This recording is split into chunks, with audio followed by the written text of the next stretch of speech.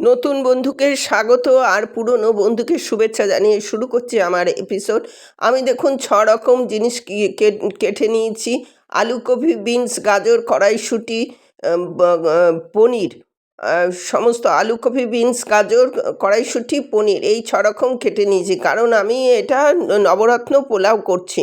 প্রথমে কড়া বসিয়ে আমি আলুটা টুকরো টুকরো করে কেটে ধুয়ে রেখেছিলাম, সেটাকে একটু দিয়ে দিলাম এবং সেটাকে একটু খানিকটা হলে পরে আমি প্রত্যেকটা 2 মিনিট 2 মিনিট করে করবেন। 2 মিনিটে বেশি কিছুতেই লাগবে না, বরঞ্চ কম হলেও কোনো মানে অসুবিধা হবে না। কারণ এটা ভাজার দরকার নেই খুব একটা, মানে সাঁতলানো যাকে বলে সেটা। এবার আপনার গাজর দিয়ে দিয়েছি, তারপরে ফুলকপিটা দিয়ে দেবো যথারীতি। ফুলকপিও ছোট ছোট করে কেটে রেখেছিলাম, সেটাও দিয়ে দিলাম।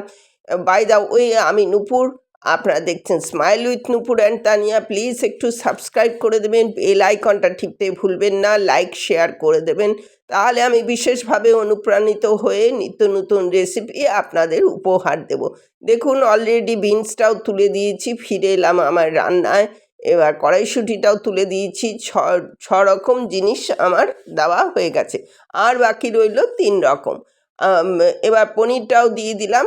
সমস্ত একটু নাড়াচাড়া করে এটাকে আমি তুলে রাখবো। এবার আপনি এটাকে একসাথেও করে নিতে পারেন, কারণ ফোড়নটা দিয়ে এলাচ, লবঙ্গ, দারচিনি আমি ফোড়নটা দেবো। আমি এটাকে একটু সাঁতলে নিয়েছি, কারণ এটা বাসমতি চালের, সেই জন্য অসুবিধা হতে পারে, তাই আমি এটাকে তুলে নিয়ে করছি একটু সাঁতলে নিয়ে। কারণ এটা বেশি সিদ্ধ হয়ে যাবে, চালটা সিদ্ধ হতে হতে এটা বেশি সিদ্ধ হয়ে যাবে। তাই জন্য আমি কড়াতে তেল আর ঘি দুটোই দিয়ে দিলাম এবং এলাচ, লবঙ্গ, দারচিনি দিয়ে দিয়েছি। আর আমি অলরেডি বাসমতি চালটাকে ধুয়ে ভিজিয়ে বেশ কিছুক্ষণ রেখেছিলাম, ধরেন ঘন্টাখানেকের উপরে আমি রেখেছিলাম। এবার এইটাকে একটু নাড়াচাড়া করে আমি তারপরে জল তুলে দেবো।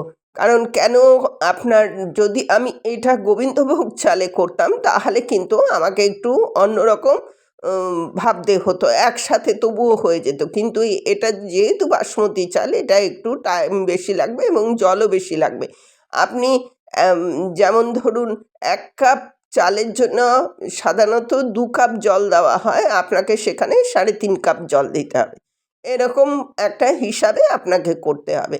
আর এর মধ্যে নুন আর চিনি আমি অলরেডি দিয়ে দিলাম। আমি কিন্তু এটা মনে রাখবেন, আমি কিন্তু ওই সবজি যখন একটু নেড়েছিলাম তখন কিন্তু আমি এটা করিনি, মানে নুনটা দেইনি। এবার আমি সব সবজিগুলো ওর মধ্যে দিয়ে দিলাম। ঠিক এই পর্যায়ে, মানে প্রায় 50% উপরে, 70% হয়ে যাবে, তারপরে দিয়ে দেবেন। অলরেডি আমি সত্যিই ভুলে গিয়েছিলাম, এই জন্য এক্সট্রিমলি সরি। আমি এই 6টা জিনিস দিয়েছিলাম, আর এই 3টে জিনিস কাজু, কিশমিশ, আলমন্ডটা দিতে ভুলে গিয়েছিলাম। এর জন্য আমি আপনাদের কাছে ক্ষমা প্রার্থী। যাই হোক, এটা আমার ভুল হয়ে গেছে। যখন আমি আলাদা একটা প্যান বসিয়ে তার মধ্যে ওটা করে এর মধ্যে দিলাম। যদি এরকম ধরনের ভুল মিস্টেক হয় তাহলে একটু এইভাবে করে নেবেন, একটু অ্যাডজাস্ট করে নেবেন, তাহলেই দেখবেন হয়ে যাবে। এবার এইটা তো যথারীতি আপনার কত সুন্দর লাগছে, যথারীতি হলো। এটা দেখুন হয়ে গেছে, বেশ ঝরঝরে হয়েছে। এবার এটাকে রেস্টিং টাইমে রেখে দেবেন, তাহলে কিন্তু এটা একদম ঝরঝরে হয়ে যাবে। এবার লাস্ট ইনগ্রিডিয়েন্টস হচ্ছে, এর মধ্যে একটু লেবুর রস দিয়ে দেবেন। এটা করলে কি হবে আপনার, যে ভাতটা ভীষণ সুন্দর টেস্ট লাগবে। নবরত্ন পোলাওয়ে না সাধারণত এই জিনিসটা দেওয়া হয়। হয়ে গেছে, রেডি টু সার্ভ। সার্ভ করে আপনাদের পরিবেশন করলাম। নিত্য নতুন রেসিপি পেতে আমার চ্যানেলটিকে একটু সাবস্ক্রাইব করে রাখবেন।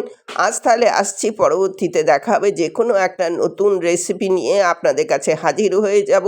সুস্থ থাকুন, ভালো থাকুন, এই কামনাই করি। পরবর্তীতে আবার দেখা হচ্ছে যে কোনো একটা সুন্দর রেসিপি নিয়ে আপনাদের যাতে উপহার দিতে পারি, সেই চেষ্টাই করব। টাটা, আজ তাহলে আসলাম, পরবর্তীতে দেখা হচ্ছে।